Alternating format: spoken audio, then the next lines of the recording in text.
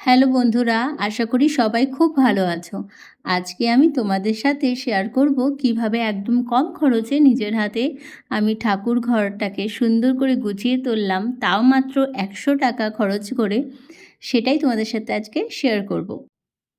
ঠাকুর ঘরের জন্য অনেক দিন ধরে ভাবছিলাম নতুন একটা কাপড় রেডি করব।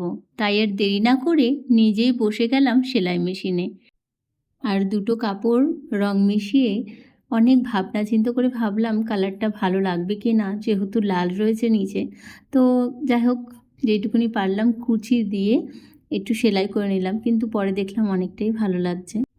এখন আমি সব ঠাকুরদেরকে নিচে একটা কাপড় পেতে ওখানে সবাইকে রেখেছি। যেহেতু আমার ঠাকুর ঘরটা অনেকটাই ছোট, কিন্তু আমার মনের মতো, জানো তো, জায়গাটা ছোট হলেও চেষ্টা করি সবসময় সুন্দর করে যতটা পারি মনের মতো গুছিয়ে রাখার। যেহেতু এখানে আমি ভিডিও তোলার স্ট্যান্ডটা রেখেছিলাম, তো একটু সমস্যা হচ্ছিল, তো সাইড করে নিয়ে আমি কাপড়টা পেতে নিলাম। কাপড়টা রেডি করার পর এই প্লাস্টিকের মালাগুলো দিয়ে পুরো ঠাকুর ঘরটা সুন্দর করে সাজিয়ে নিলাম। প্লাস্টিকের মালা ব্যবহারের সুবিধা হলো এগুলো অনেক দিন পর্যন্ত একদম নতুনের মতো দেখায়।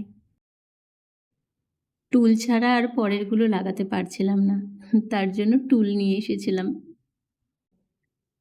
এই দেখো আমাদের ঠাকুর ঘরের ফাইনাল লুক। নিজের হাতে তৈরি জিনিস দিয়ে ঘর সাজানোর আনন্দই আলাদা।